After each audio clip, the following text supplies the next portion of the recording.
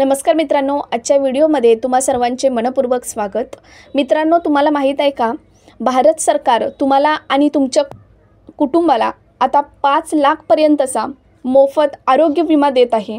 होय, ही योजना आहे आयुष्यमान भारत योजना 2025 आणि आज या व्हिडिओमध्ये आपण पाहणार आहोत की या योजनेसाठी काय पात्रता आहे, फायदे काय आहेत, अर्ज कसा करायचा, कोणती कागदपत्रे लागतात आणि अर्ज भरताना कोणत्या चुका करू नयेत याबद्दल संपूर्ण माहिती आपण या व्हिडिओमार्फत पाहणार आहोत। तर व्हिडिओ शेवटपर्यंत नक्की बघा, कारण शेवटी मी तुम्हाला एक महत्त्वाची ट्रिक सांगणार आहे।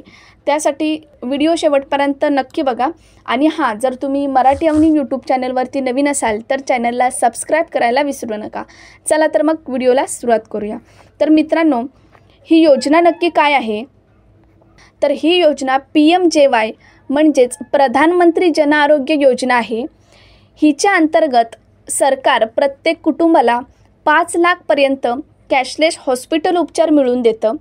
म्हणजेच काय, तर कोणताही अपघात किंवा मोठी ऑपरेशन, कॅन्सर, डायलिसिस यासाठी तुम्ही पैशाशिवाय तुम्ही उपचार घेऊ शकता। ही योजना देशभरात लागू आहे आणि आता महाराष्ट्रातही महाआयुष्यमान नावाने ओळखली जाते। तर मित्रांनो, जर तुमच्याकडे कार्ड असेल तर कोणताही अपघात झाला असेल किंवा मोठे ऑपरेशन, कॅन्सर, डायलिसिस यासारखे उपचार जर कार्ड असेल तर फ्रीमध्ये होतं। आता या योजनेसाठी पात्रता काय आहे, तर ही योजना सगळ्यांसाठीच नाही आहे, जी लोक पात्र आहेत त्यांच्यासाठीच ही योजना आहे। तर कोणती लोक या योजनेसाठी पात्र आहेत, तर पहिला आहे ज्यांचं नाव SECC 2011 यादीत आहे, यांच्यासाठी ही योजना पात्र आहे। त्याच्यानंतर दुसरं आहे BPL कार्डधारक असतील तर ती लोक यांच्यासाठी पात्र आहेत। तिसरं आहे ज्यांचं पिवळं किंवा केशरी रेशन कार्ड आहे, तीसुद्धा यांच्यासाठी पात्र आहेत।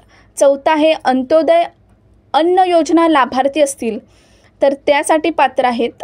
आणि पाचवा आहे काही राज्यांमध्ये सफाई कामगार, बांधकाम मजूर, वृद्ध इत्यादींचाही समावेश यामध्ये आहेत। आता या योजनेसाठी कोणती कागदपत्रे लागतात, तर Aadhaar card, PAN card, mobile number, पत्त्याचा पुरावा, पत्त्याच्या पुराव्यामध्ये तुम्ही विजेचे बिल किंवा राशन कार्ड देऊ शकता। त्याच्यानंतर पासपोर्ट साईज फोटो ही कागदपत्रे तुम्हाला तुमच्याजवळ असणे गरजेचे आहे। जर तुमचं नाव SECC यादीत आहे तर फारशी कागदपत्र तुम्हाला लागत नाहीत, पण जर तुम्ही ऑफलाईन अर्ज करत असाल तर ही सर्व माहिती तुम्हाला लागते। आता या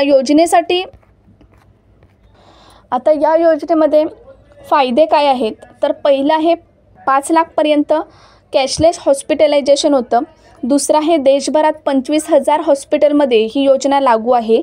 तिसरं आहे मोठ्या शस्त्रक्रिया, अपघात उपचार, डायलिसिस, कॅन्सर, ऑपरेशन कवर हे या योजनेमध्ये येतं।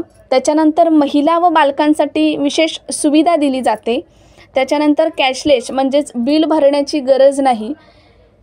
आता महत्त्वाचे म्हणजे कार्ड असणं म्हणजे पुरेसं नाही, तर रुग्णालयात योजना ॲक्सेप्ट केलेली पाहिजे। आता प्रत्येक हॉस्पिटलमध्ये ही योजना लागू नाही आहे। आता या योजनेसाठी आता सर्वसाधारण चुका काय आहेत, तर चुका आपल्याला काय करायच्या नाहीत, तर फेक एजंटकडे जाऊ नका, कोणतेही फॉर्म भरताना चुकीची माहिती देऊ नका, मोबाईल जर बंद असेल तर OTP येणार नाही, त्यासाठी चालू मोबाईल नंबर द्या। आता सल्ला काय आहे, तर फॉर्म भरताना वेळ घेऊन सगळी माहिती भरा। शक्य असल्यास ऑनलाईन अर्ज स्वतः करा। त्याच्यानंतर जर पात्रता नाही पण गरज आहे तर तुमचं नाव SECC यादीत यावं यासाठी स्थानिक प्रशासनाशी संपर्क करा।